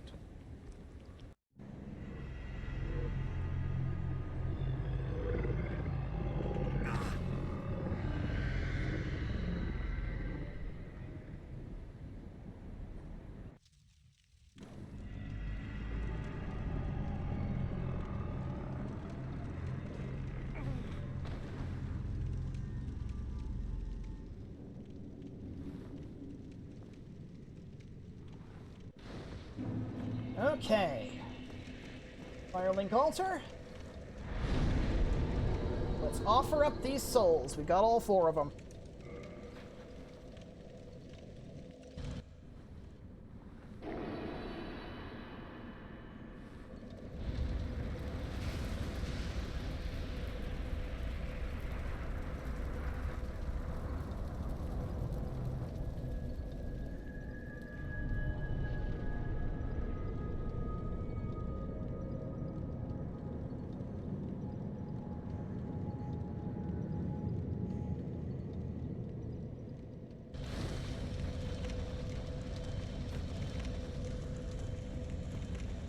So, you see that, right? Ah. Oh. The Lord Vessel is satiated. Magnificent. You are the righteous successor to Gwyn, the new great lord, and I am Kingseeker no more. Your acquaintance was an honor. I must admit, I am fond of you humans. May you enjoy serendipity, and may the Age of Fire perpetuate. So, from here, he still acts as a merchant. Alright, just checking. Yeah, desktop audio's turned back on. That would have been embarrassing if I went through all of that just to have all that be muted. But yeah, no, he'll still offer his services to you if you haven't, still have need of him to sell stuff. So, before I do anything else, we have all of these souls that need popping. We've got a whole bunch of them. So let's pop them all.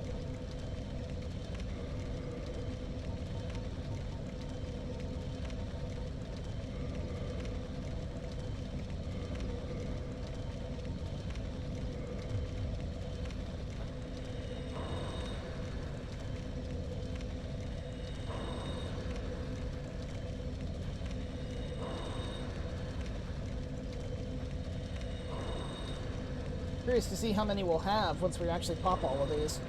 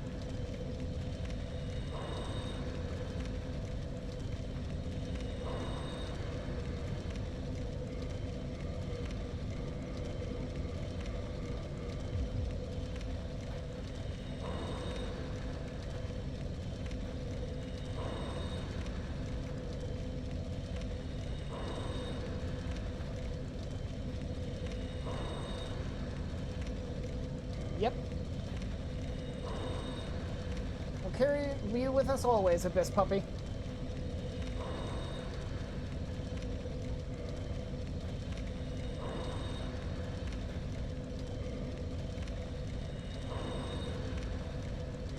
Almost 1,000,000 souls, not bad. Okay, so you'll notice we actually have 20 Estus. The reason for that is because once you have provided all of the Lord souls, the Lord Vessel acts as a max power bonfire. Let's see, we'll go with Elizabeth's Mushroom. And Divine Blessing, hold nothing back. Let's see, Home of Bone. So, I need to make some adjustments to my gear. First and foremost, I want to equip Velko's Rapier. Let me take a look at this. Primarily intelligence scaling, but does get some in scaling with Dex. So, let's see. I'm not going to need the Ulysseal Ivory Catalyst. I'm actually going to need the Pyromancy Flame, believe it or not. Let's see. Can I fast roll like this? Yes, I can, so I don't need that. The enemies coming up will probably be able to poise break me regardless, so we don't need the Wolf Ring. I want the Hornet Ring equipped. So, let's go ahead and repair all our gear.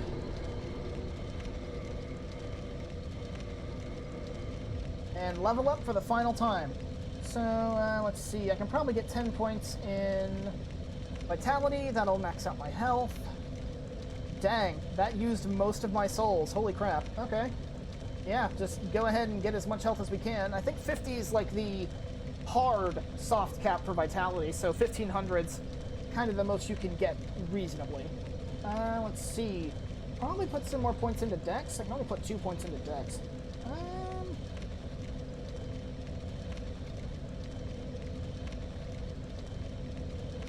You know what? Let's make it nice and even. We'll put a point into Strength and Dex.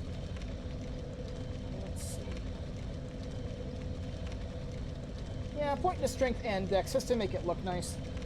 I think that should do. Level 110, that's not bad. Alright, so we also need to attune some spells, because we're not going to be needing any of these.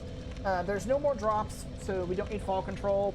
Hidden Body's not going to be needed. We don't need Cast Light anymore. And Velko's Rapier can't be enchanted, so... let's see. We want... Where's Flash Sweat? I know I have it. There we go. Let's see. Flash Sweat... And that should actually reasonably be the only spells we need. I'll go ahead and just slap my other stuff just for, well, consistency, I guess. Let's see, Hidden Body, we don't need Cast Light. And I'll swap out Cast Light for Flash Sweat, because Flash Sweat will be the thing we actually need. Okay, this should be a good setup. Let's head into the final area through this ethereal-looking ghostly corridor.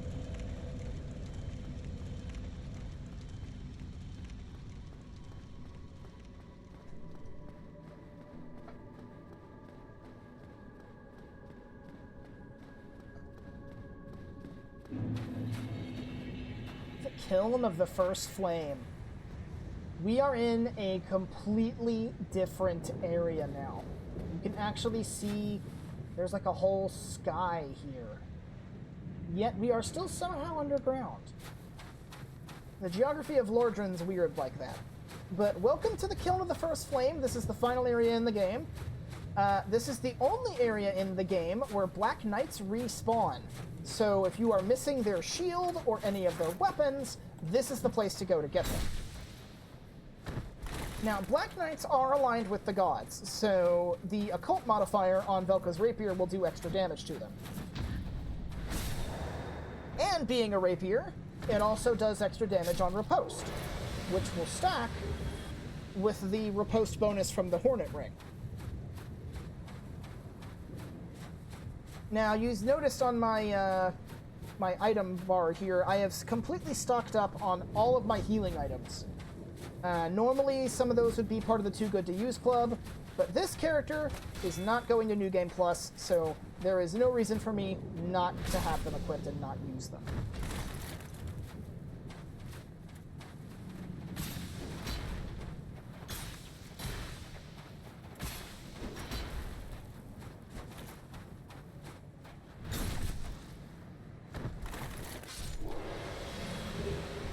Ooh, we got the Black Knight Greatsword.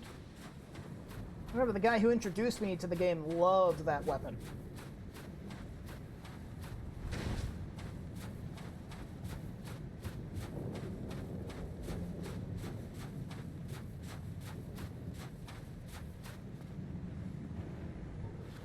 This part right here is probably the most dangerous part of the kiln, because this is where bottomless pits come into play, but you get more than enough room to actually fight the Black Knights here, so nothing a bow can't fix. And there actually is a little bit of loot here, too. There is one corpse you can loot.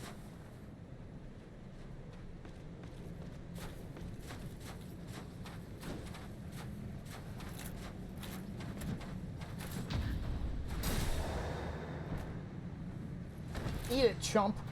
Oh, you survived! Huh. Black Knight Sword, you got another one of those.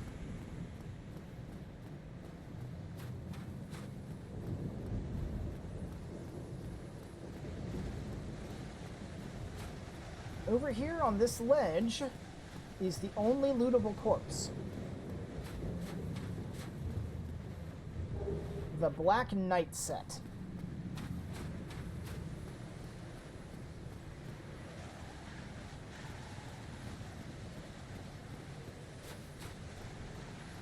Yeah, you can actually kind of see just looking around. Some of this area looks like it's coated in what looks like superheated glass. That should just kind of tell you how hot it was in this area during this area's heyday. Like the heyday of the Age of Fire. You can actually see the resting place of the first flame down there, too. And don't think I didn't notice you, Solaire. If you saved Solaire in Lost Izalith and he did not fall victim to the Sunlight Maggot, he will appear to help you one final time here in the kiln. However, much like in Orlando, he is not particularly intelligent, so we want to actually clear all the enemies out of here first before summoning him.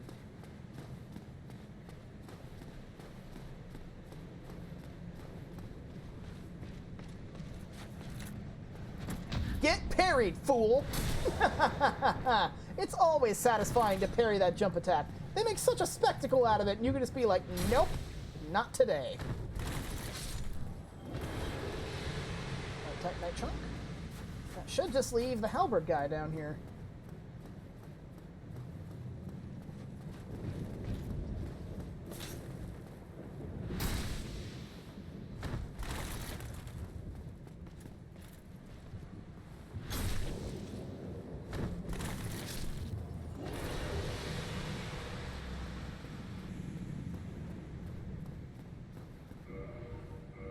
Yeah, I didn't take a single hit, so we're good.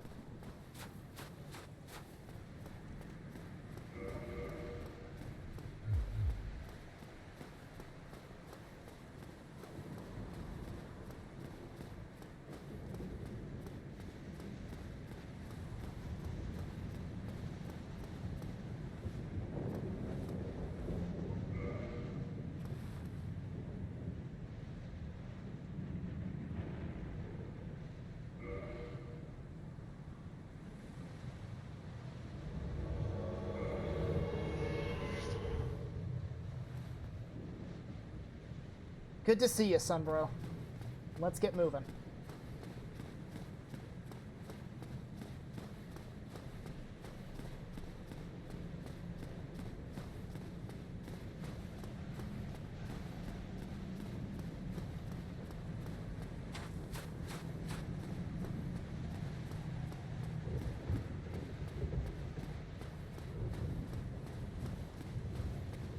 Alright, I want to make some adjustments before I walk in.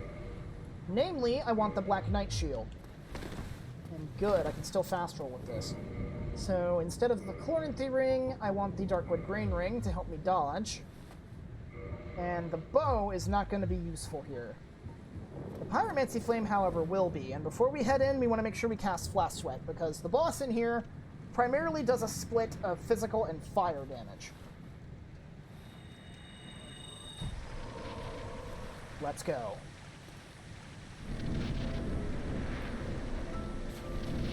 Gwyn, Lord of Cinder, the Great Lord himself. So, a lot of people consider Gwyn to be a very disappointing fight. because for a final boss, you wouldn't think you would be able to do what I'm about to do to him here, assuming he swings his sword at me. Because Solaire's more here just to tank, if nothing else. Whoop. Watch out for that grab. That fire grab of his is gnarly. Get parried, fool! Oh, Solaire, why'd you have to hit him? There we go. Boom! 1138. That's with the occult modifier on a +5 Hornet Ring, or a +5 Velka's Rapier with the Hornet Ring on a riposte.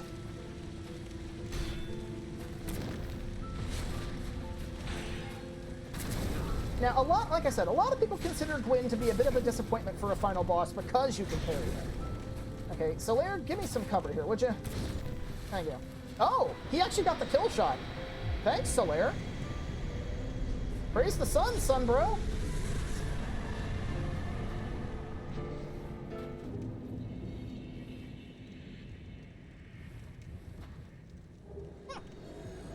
I was hoping to go for a parry finish, but that works out just as well.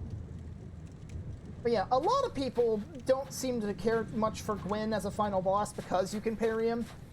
The thing is, though, parrying is a skill-based mechanic. You have to practice at it a lot to get really good at it.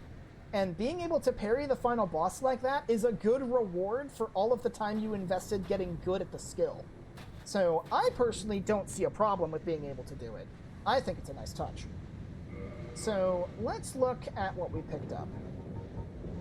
Soul of Gwyn, Lord of Cinder. This thing burns as brightly as the Lord Souls we needed to get here. Soul of Gwyn, the Lord of Sunlight, and Cinder, who linked the first flame. Lord Gwyn bequeathed most of his power to the gods and burned as cinder for the first flame, but even so, Lord Gwyn's soul is a powerful thing indeed. That it definitely is. We won't be seeing what we can use that for, because I'm not taking this character to New Game Plus. But if you take that to the Giant's Blacksmith, you can turn that into Gwyn's sword. I forget what you need specifically to mix it. I think it's a greatsword type weapon. Alternatively, much like how you can trade Manus' soul with Snuggly the Crow to get a spell, if you take the Soul of Gwyn to the Sunlight Altar, which I didn't get a chance to really show that off, it's the bonfire underneath where the Hellkite Drake is. That little balcony with the broken statue, that is the Sunlight Altar. You can get inducted into the Warriors of Sunlight there. But I did not meet the prerequisites for that. If you have the ability to actually interact with the statue, though, you can offer up the Soul of Gwyn, and you can get the Sunlight Spear Miracle, which is the ultimate Lightning Spear spell. So, that's it. Gwyn's dead, the last obstacle between us and the first flame. And we can link the fire if we want to.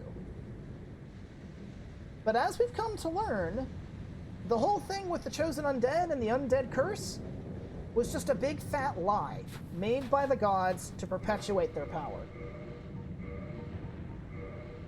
If I am nothing else, I am nobody's pawn. So no, I will not link the first flame and burn for an eternity. I go my own way.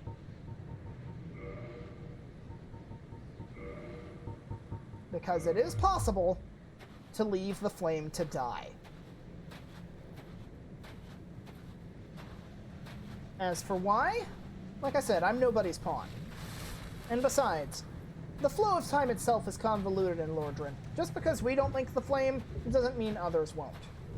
And it has been confirmed as canon that if you summon Solaire and have him help you fight Gwyn, he links the fire in his own world, so the Age of Fire will live on in another timeline.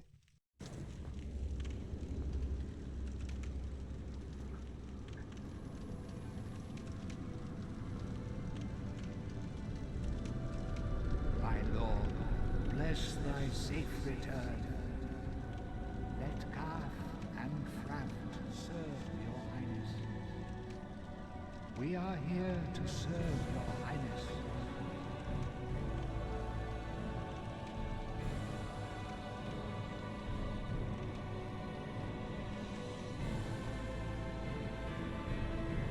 Let true dark be cast upon the world. Our Lord hath returned.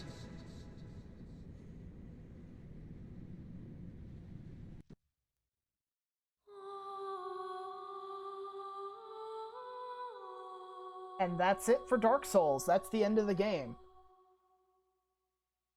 We did everything. Well, almost everything. And we went everywhere. As far as things that we missed being able to join the Warriors of Sunlight, because like I said, I didn't meet the requirements for it. To join, you need either 25 faith, or you need to have completed co-op with enough people. You need a base 25 faith to join on your own, but for every person that you successfully help as a White Phantom, it lowers that requirement by 5. So I think at most you need to help... I think you need 4 victories under your belt as a White Phantom at the very most to join without investing any faith at the lowest point. Let's see, we couldn't join the Dark Wraiths because I sided with Frampt with the Lord Vessel, so Koth didn't show up. Let's see. I think that's all the Covenant-related stuff we missed.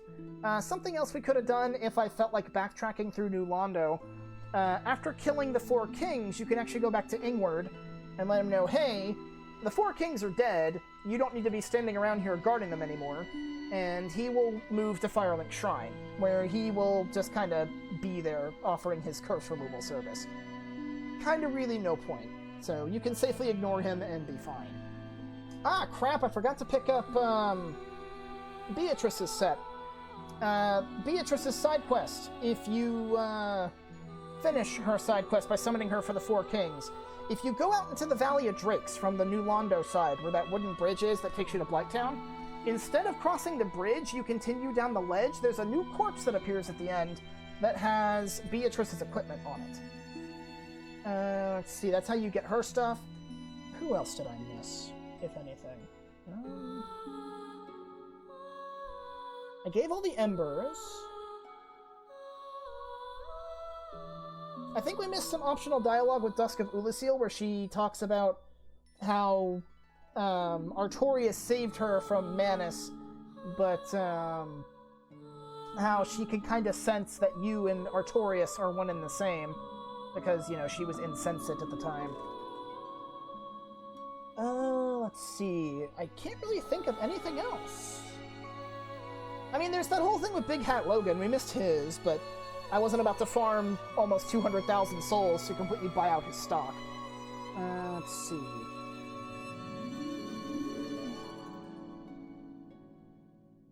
We willingly chose not to finish Laurentius's quest. Same thing with Griggs. Griggs, you finished his quest by buying all his stuff, so chose not to do that.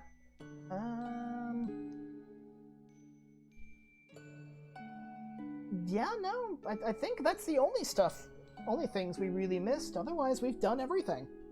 Everything meaningful, at least. But yeah, that's it. That's Dark Souls. That's the game. That's the adventure. That's the experience.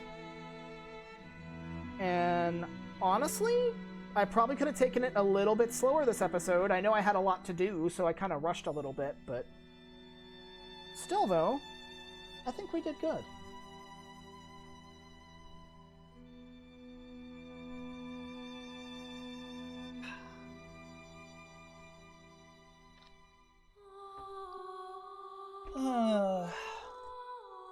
I remember when I first played this game in college and I actually made it this far, it was a combination of exhilaration and relief. As in my very first playthrough, Gwyn gave me no end of grief. But it was just so satisfying when I finally did finish him off. And at the time, I didn't even have Solaire helping me, because I screwed up his side quest and he died and lost Izalith. But yeah. Oh. But once the credits finish rolling, you wake up back here in the Northern Undead Asylum. You are now in New Game Plus. You keep all of your equipment, you keep all of your stats, and you keep all of your spells. The only things you lose are all of your keys, barring the bottomless box and the master key. You lose all the smith boxes and stuff like that, and every other key you need to progress, you lose. I believe you also lose... you lose the Orange Charred Ring, you lose the Covenant of Artorias, and I think you lose the 2 Covenant Rings as well. You have to rejoin the Covenants to get those back. But yeah, we can start New Game Plus if we wanted to, but like I said, this character's going to be stopping here. His journey's complete as the Dark Lord of Lordran. That concludes the Let's Play, and that concludes the series for now. I'm going to end it here. I'm going to be taking my usual week break between series, but I do have another Let's Play already planned. And let's just say that this isn't going to be... the Dark Souls is not going to be the last game where I'm going to be playing a game focusing a lot on corpses and the undead. I'll let you guys chew on that to figure out what that one is, and I will see y'all next time. Have a good night, everybody, and sleep well.